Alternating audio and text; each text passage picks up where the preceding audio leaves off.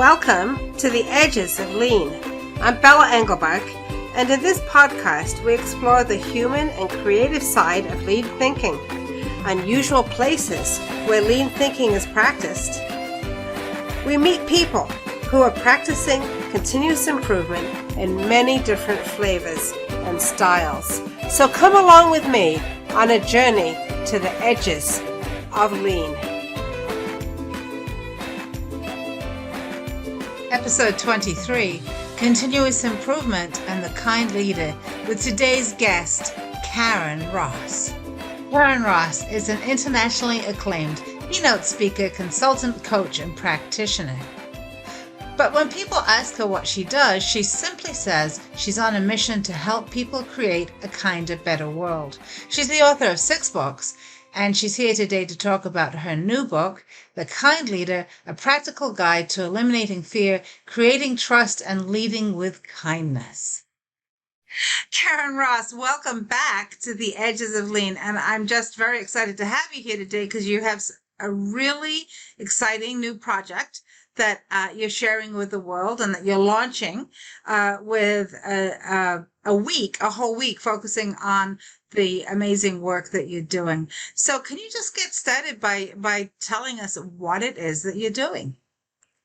Absolutely. And thank you, Bella. I'm so happy and excited to be back on the Edges of Lean. And I actually think that this topic fits perfectly on the idea about the edges of lean. So I've written a new book called The Kind Leader, A Practical Guide to Eliminating Fear, Creating Trust, and Leading with Kindness. And that's going to be out on September 10th. And we're going to have a whole week to celebrate that, Kind Leadership Week, September 13th through 17th. We're going to have all different kinds of activities because kind leadership is too important to just devote one day to it. And I've started a new school. Yes, an actual school where people can take classes and workshops called the New School for Kind Leaders. And why does this fit on the edges of lean? I think that people automatically think that lean leadership and the way that people work in lean is kind.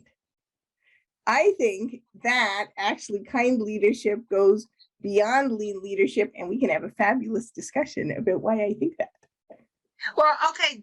I think that's a really interesting thought. And as I was preparing for this podcast, I was thinking the same thing. I was thinking you don't necessarily have to be working in a quote unquote lean enterprise or a lean organization or working in a lean way to become a kind leader. In fact, it probably is helpful everywhere. But maybe we could rewind just a little bit and tell me, what do you mean by kindness? What is kindness? Because it's a word that gets thrown around a lot. Absolutely. And it's really interesting. When I started to write the book, I interviewed like 30 different people about their experience with kindness and leadership. And when I asked people, can you define kindness for me, please? And there would be this huge pause. And people could tell me something that someone had done for them that was kind, or something that they'd done for someone else that was kind. But to actually define the word kindness was really, really difficult for people. So here's the definition of kindness that I created for the book and that we'll use throughout. Kindness is actually when we take the empathy. Empathy is a thought. It's our ability to put ourselves in someone else's shoes and think about what does this feel like from somebody else's perspective? How do I understand what's going on here? Not from my own perspective and experience, but really from somebody else's. So to take those thoughts, and then when we understand what's happening from somebody else's perspective, we have the feeling of compassion, right? So we see that they're suffering and we understand that their suffering is similar to our suffering. And we have that feeling that we want to do something to alleviate that suffering. Kindness is the action we take to turn our own internal thoughts of empathy and feelings of compassion into something that does something to make another person or another group of people's life or experience better. So kindness has to do with action. It goes beyond what we feel and think to purposefully doing something that makes something better for someone else. So one of the things that pops into my mind immediately when you talk about that is this sort of idea of silos in an organization. I'm not thinking necessarily about organizational silos between somebody who does one function and somebody who does another function. I'm thinking about the kind of silo is probably more like a horizontal silo that lies between the people who are responsible for overall managing work and leading an organization, and the people who are doing the work. So let me give you an example. As many of you know, my listeners and you know, I spent most of my career in the pharmaceutical industry and spent quite a few years working in a lab. And one of the things that people in the lab wanted to do was get out of the lab. I'm going to get a job that's not a lab job. And sometimes they would get a job that was actually supervising a lab. And one of the things we saw was that there were two kinds of people who supervised labs. There were some people who actually went into the lab they were supervising. And there were some people who never went into the lab. So there's a connection with lean there, right? Whether you actually go to the Gemba or not. In your interviews with people, were you able to understand or find out how people felt about that idea of sort of rising in an organization and then not going back to the place where the work is being done? Well, that's super interesting because we have three key, I've divided the kind leader practices into three key ones. About thinking kindly, speaking kindly, and acting kindly. And each of them has key behaviors. And one of the key behaviors is that we check in with people. And in lean, we might call this go and see, right? Uh-huh. And there's a little bit of a difference. So check in means we go back to the lab, but we don't only look at the results. So, because oftentimes even people in supervisory roles go and check on. Are people actually doing what they're supposed to be doing, what we're paying them to be doing, right? Are the results, are we hitting our targets? Are we hitting the results? In this case, the way to look at that from the kind leadership behavior is to remember, have that empathy. Okay, we're in a lab. And now you've gone out of the lab. You can put yourself in the people who are doing the work's shoes. And from having done the work yourself, what was difficult, though you don't know from necessarily the perspective of every single person. You don't know if they're struggling with a sick parent at home or a child who's having problems in school, or they're having their own mental health issues. So the idea is we go and we check in with people to see how they're doing, not just what they're doing, but how they're doing as people, and make that connection with them as real people. And I think one of the things that's been impactful, I've had this own experience myself because I actually learned lean in the Gemba. I was frontline customer service in a payroll company. And now, of course, I consult with organizations and I coach people. I've never, ever forgotten that feeling of being on the phone and having a customer screaming at me because there was a defect in their payroll, right? So we have to check in with people as people. That's the kindness part. And then, again, kindness is an action. So when we go and we check back, we have to do something to help the people, right? We have to do something to help them. If we just go in and say, oh, things are terrible, sorry to hear it, bye, see you later. That's not kind leadership. In fact, it's not good leadership in any way. So it's not enough to go and say, gosh, I really feel for you, sort of that's, yeah, you have all of my sympathy. Yes. Right. It's what do we now do to take that action to help someone? So oftentimes we spend a lot of time thinking about lean leadership as asking better questions, right? Asking open-ended Mm-hmm. questions. How can we do this? Those are super important. But actually, in kind leadership, what's just as important is to listen with open eyes, open ears, open mind, and an open heart. Because once we ask someone a question, we want them to really tell us what's going on from their perspective. Lots of times what we're going to hear is maybe something we don't want to hear. Maybe we don't agree with their perspective. Maybe we don't agree with their point of view. Maybe we wish things were different. Maybe they're angry or upset. Maybe they're telling us something that we know in our heart that we have to work on to improve. If we actually don't listen and then think, what can I do to help this person, even if I don't agree with their perspective, even if I think they're like just wrong, then we haven't turned our thoughts of empathy and our feelings of compassion into action. And it's that action that's kindness. Right. So I think when people think about leadership, they do think about those, and particularly leadership, they do think about those things. They think, well, I'm gonna help, make sure there's a vision. People know kind of what the true north is, what direction we're headed. I'm going to go and I'm going to ask the great questions. I'm going to coach people through solving problems. And at the same time, they also need to be figuring out, well, how do I work on myself? How do I change myself so I could do those things? What you're saying, Karyn, is that there's another thing that needs to happen, right? So that the kind leader needs to be doing those things if they're in a lean organization. And in addition, what they need to be doing is working out, how do I actually help this person?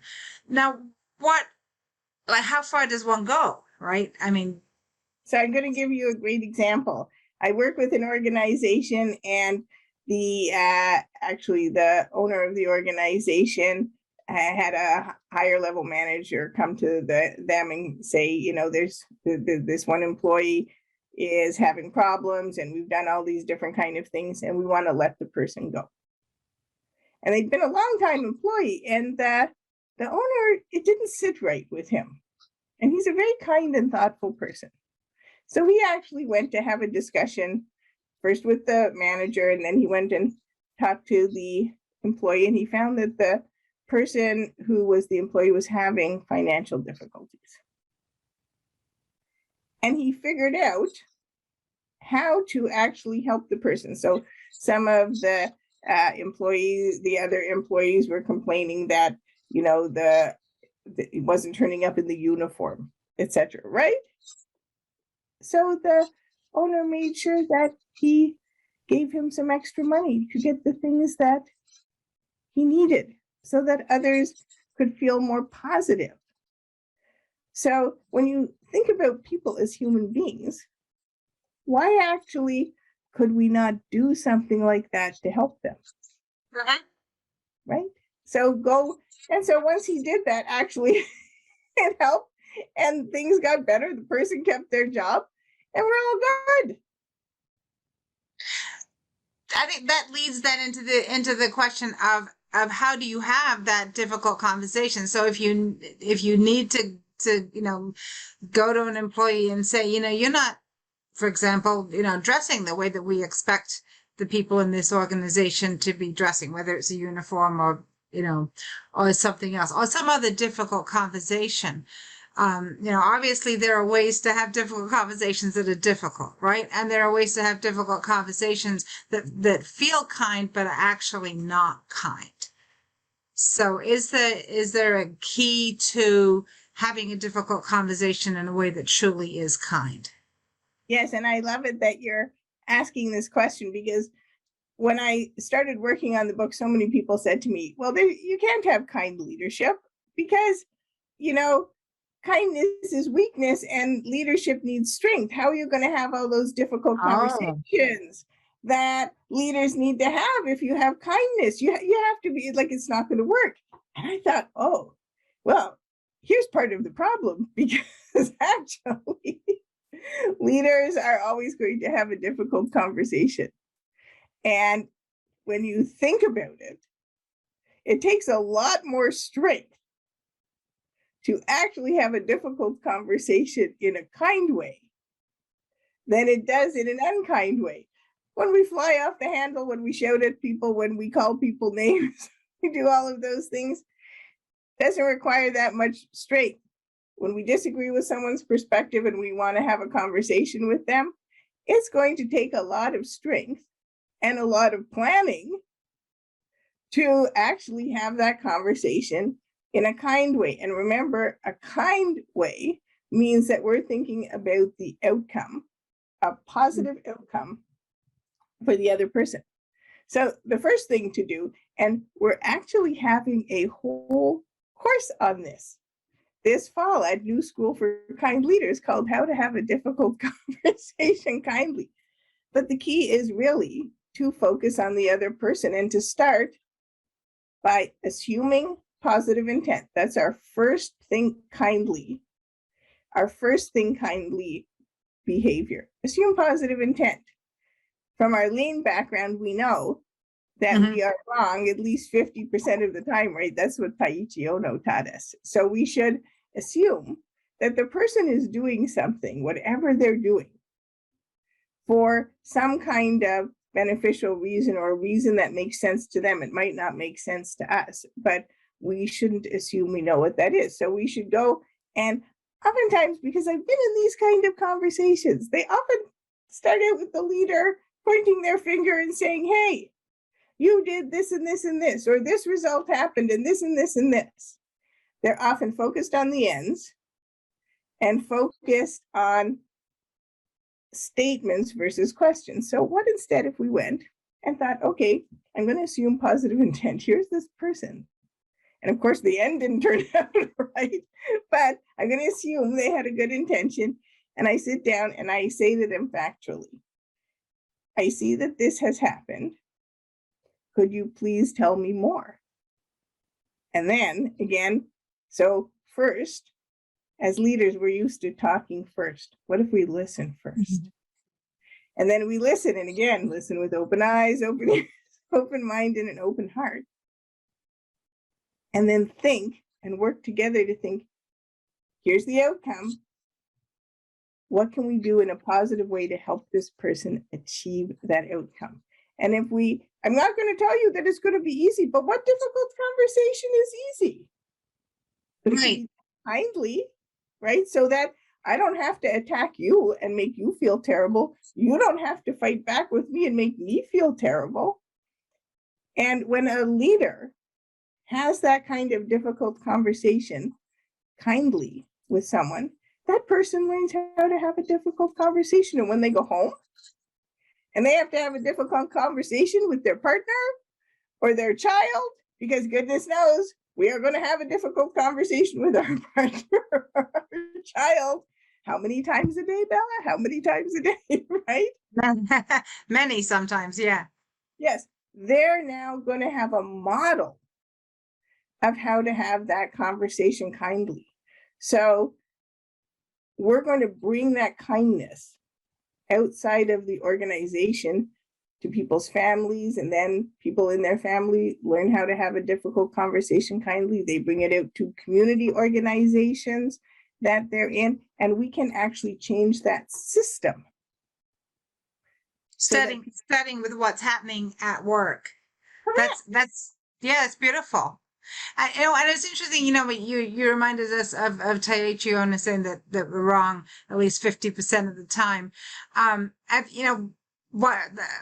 Someone who I think is doing some really interesting work is Marcus Buckingham, who doesn't think of himself as, he doesn't think of himself as a lean person at all, but he does a lot of research on performance. And one of the things that Marcus Buckingham says is that when you get into evaluating people's performance, and it's not about delivery of a thing, but it's about something that is much less tangible, perhaps it's behavioral, that we're wrong even more often than that. And so it's very difficult for supervisors to truly evaluate and give people really good feedback on, or quote unquote, difficult feedback on behavioral aspects of work, which as you get more and more into less tangible kinds of work are more and more important. And he says what actually happens is that we compare people only to ourselves and how we perceive ourselves. So most of the time when we say if somebody's doing something wrong and they're doing it behaviorally, they're probably just not doing it in the way that we would do it, right? Or the way that we would imagine that we would do it. And that means, I think, makes those conversations even more important, right? To find out how is the person thinking? Well, how are they thinking about this? Because they may be thinking about it very differently from the way we are. Right. And that's that empathy part, right? Putting yourself in the other person's in the other person's shoes and understanding not from your point of view of their point of view, from actually their point of view. And the story you just told ties back to something else that I found a lot in my research and is really part of kind leadership, is that fear and kindness don't go together. So if you're the supervisor who now is having a difficult conversation because you're seeing something in your employee that it's like not the way that you've done it, would want to do it, oftentimes when you look very closely at it, for the supervisor, there is a personal fear attached to that. So, well, my employee, I have to present this PowerPoint to senior leadership. And my employee didn't do it in a way that I would do it. I was in an organization once where the size of your bullet points was scrutinized like I cannot tell you, right, Val? It'd be like if they weren't all the same point. But when I go to present this, maybe I'm going to be embarrassed. Maybe someone's going to give me negative feedback and criticism. Maybe someone's going to be unkind to me and treat me unkindly. Maybe I'm up for promotion. But actually, I'm not going to get the promotion because someone in that meeting is going to say, I'm not good enough. So when we experience fear, we tend to treat others unkindly because we're focused on ourselves. But remember the definition of kindness. Kind leaders are focused on positive outcomes for others. So fear and competition often go hand in hand. So when you think of the kind of organizations we are often talking about, that focus on the ends, that competition, we have to be the best organization at this. We have to be the first one out like this.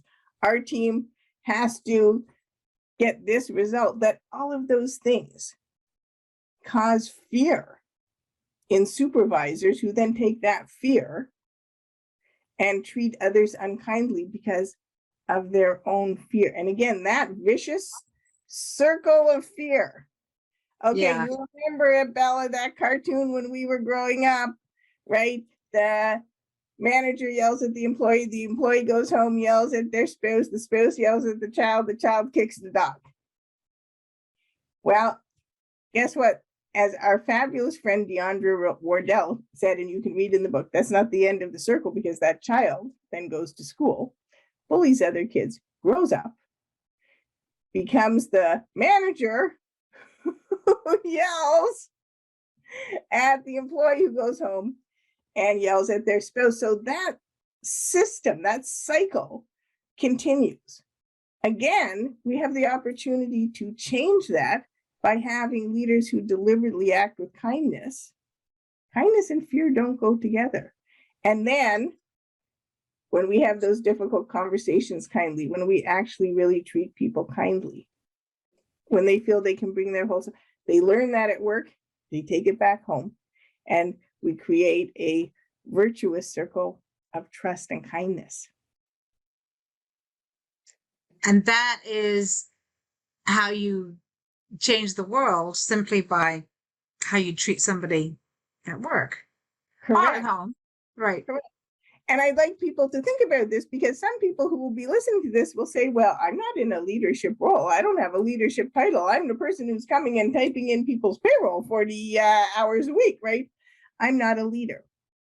I'd like you to think about that again, because as I say in the book, we all have leader hats and follower hats, and we put those leader hats and follower hats, we exchange them at different points of the day. So maybe at work, I am the person who is typing in people's payrolls 40 hours a week. When I go home, I am a single parent and I'm the head of my household. Or after work, I go and I coach my child's sports team. I put on my leader hat.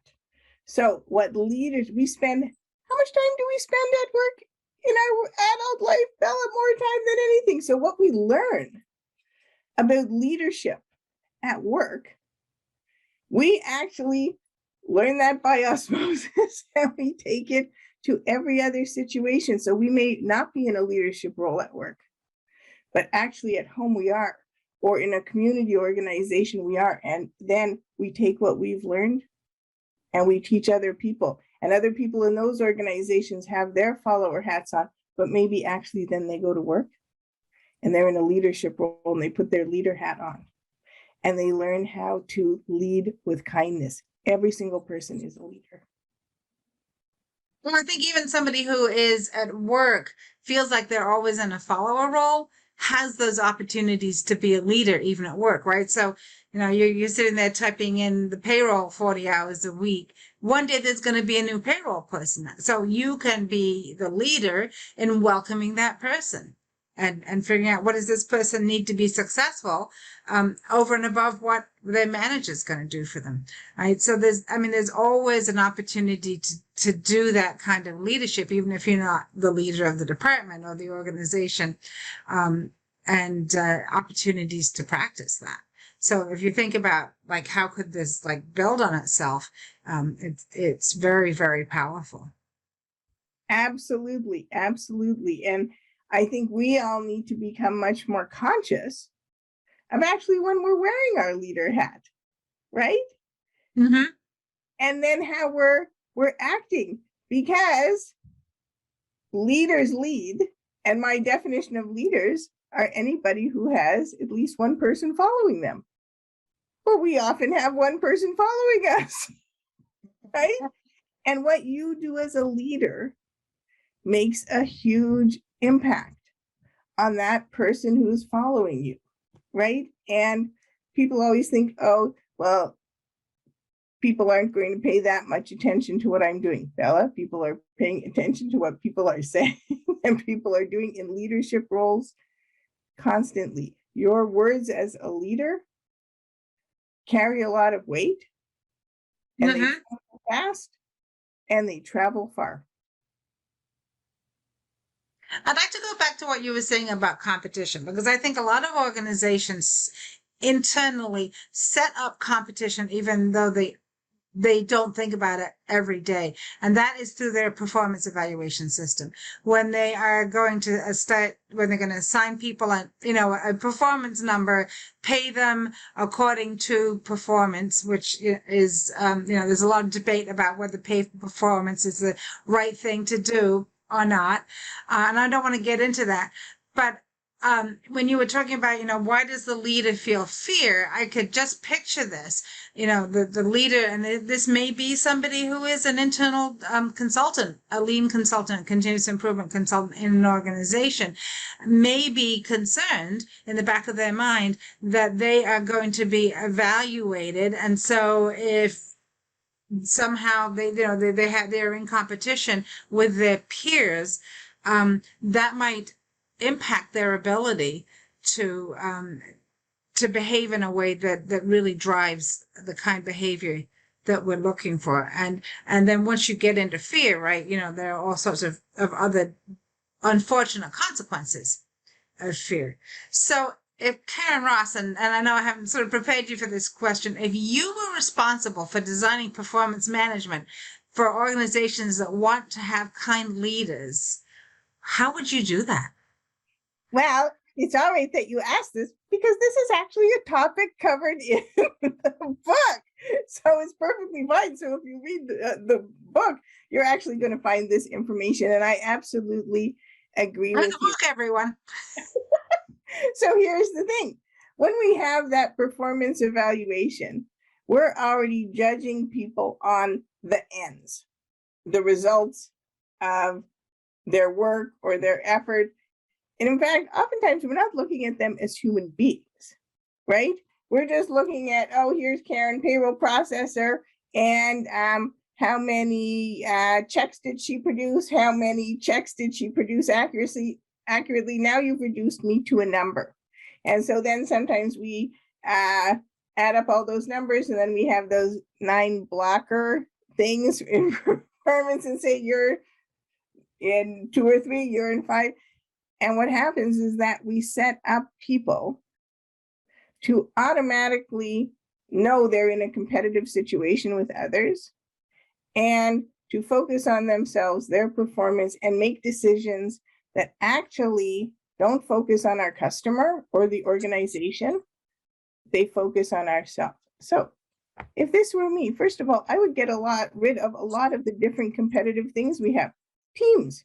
Even if you put people on a team, now you've already set up a whole metaphor of, oh, our team is going to be the number 1 team. Right?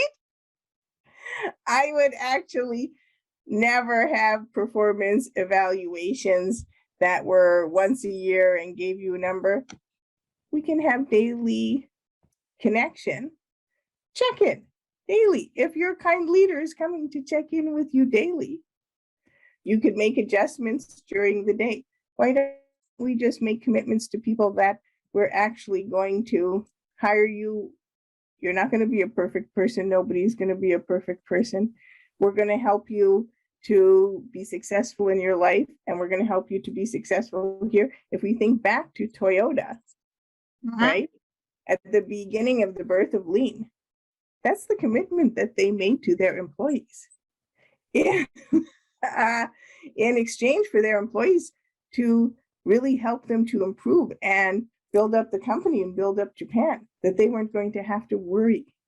They weren't going to have fear about their job. They weren't going to have fear about their livelihood. I believe that every single person, Bella, should be paid a living wage, and that should be automatic. We shouldn't have to worry about those kind of things. And when we get rid of that fear and competition, what can we focus on in the organization?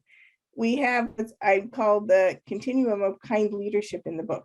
We move from competition through collaboration to cooperation, where we're all working as one, focused on helping someone else, to what I call kindness, which is a state in which actually we don't even see our customers or those people who are outside as others. We're working to create the best for all of us. There is not a single perfect person here on earth. There is not a single perfect person in an organization, but we all have strengths and creativity and humanity to contribute. Let's get rid of the fear and all work together. Let's do it. Let's do it. That's what kind leadership can do. Bella, why should I judge you? Who actually, because someone put me and raised me to a promotion, how does that grant me the permission to judge you? And again, I think that's I want you to do things the way I would do them. I think that's really is implicit in promotion, right? It's the idea that somehow now you're sort of, I don't know, better than other people, or you know more. Often you know less than the people that were working for you, right? You don't always know what they know, and you certainly don't see it from their perspective. But this, the idea of judging, which in many organizations is required, and we know what judgment does to creativity, right? Judgment just stops creativity. So we really want to be I think in a situation where we're not having to judge and having to do that type of evaluation. Yes, and I've been thinking about something lately, and you can think about it, and everybody who's listening can think about it too. think about what you watch on TV or what you watch on, videos, and there's all those shows, and it's always a competition, right? Who's going to get kicked off the island? Who's going to be the next, The whatever, chef. Yeah. top chef or glow up star or whatever it is. Those all reinforce this idea of competition. Where are the shows that are about cooperation and collaboration? Oh, here's a problem in the world that we don't know how to solve. Let's get together and figure out how to solve that problem. It doesn't matter who solves it because we cannot solve it on our own, one person. The reward is going to be in the working together, not in the competition. Nobody's getting kicked off the island. You get to stay, and we're going to bring in other people. Maybe someone else who can help us with this, right? We don't have that. We're so focused on competition, on ourselves. In competition, there's only two possibilities. Someone's going to be the winner and someone's going to be the loser. Nobody wants to be the loser, and there's that fear of being the loser. And then even if you're the winner, there's the fear that someone's going to knock you off your place. So again, let's put this back to performance management and all those reward system. Okay, I get the quarterly bonus because, whatever it is that I did. Now there's next quarter to worry about. My teammate comes over to me and says, oh, I'm working on this project. It's a super good project. It's in the running for that quarterly bonus. And they say, can you help me with this part? And you say, oh, no, I'm not going to do it because that's going to give that person an edge up. It's not better for the company. It's not better for society. But that's what competition does to us. Nobody wants to be the loser. Karyn, I want to ask you, for the folks, some people watch this on YouTube, so they can see you and see the marvelous way that Karyn presents herself, and today we can see some of your tattoos. And I was wondering if you could just tell us, for the people who are listening, about the buttons you're wearing and describe them. Sure. I have one button that's a green background with a red heart in the middle, and that is our Love and Kindness Project Foundation button. And you can order them at www.loveandkindnessproject.org. Bella, I'm sure you'll put that in the notes, and they're free. Well, yeah. Free to anywhere in the world because kindness is free. And we use these little buttons to give to people when we recognize their act of kindness. And we just say, if you see someone who dropped their scarf somewhere and someone else picks it up, rush over to the person who picked it up, give them the button and say, thank you for kindness. When we recognize kindness, it actually helps kindness grow. This little button here, which is black and white, it's a white background, and it's got 3 little people with hearts. That's our kind leadership button. And when you finish a class or a workshop or an experience at New School for Kind Leaders, you get a button to recognize your accomplishment. And one of the great things about New School for Kind Leaders is that if you take a class and you feel you didn't get as much learning as you needed, as enough practice, because we're really focused on practice and community within the classes, you can just take the class again. And when you're ready, you don't have to pay again. You don't have to do anything. When you're ready, you just say, I'm ready for my button. And we send you the button. And there's a different button for each of the different classes. Oh, that's so much fun. Wow, thank you. You're welcome. Everybody loves to get a button. So, Karyn, where can people find you again? To enroll in the school, and how do they get the book? Cool. To enroll in the New School for Kind Leaders, you can visit our website at kindleadership.org. So www.kindleadership.org.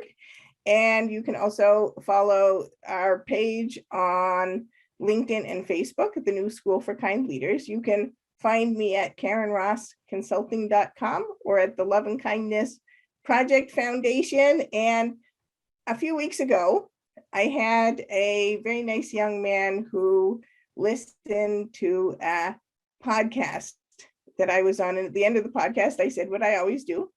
You can call me up. My phone number is on my website. You can send me an email. My email's on my website, and I'm happy to talk with you. And he listened to the podcast and he sent me a note and we chatted that afternoon. If you need help to practice kind leadership, because we also have kind leadership coaching and mentoring.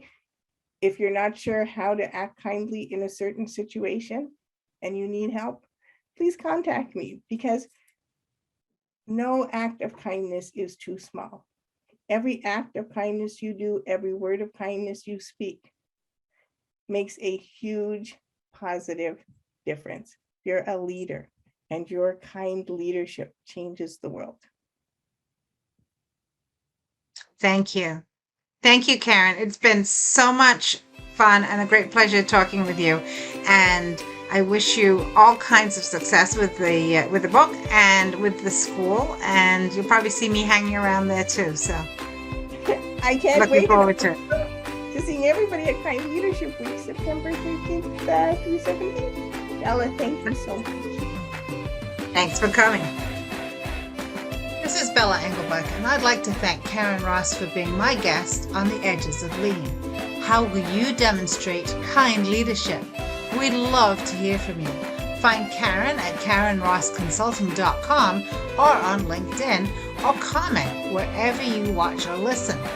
No matter how you travel to the edges of Lean, your ratings, reviews, and comments are greatly appreciated. Please join me in exploring more of the edges of Lean. There's a lot to learn. And check out my friends in the Lean Communicators community at leancommunicators.com. You'll find more podcasts and videos with lots of great content every week. The Edges of Lean is written and produced by Bella Engelbach. This is a Lean for Humans production.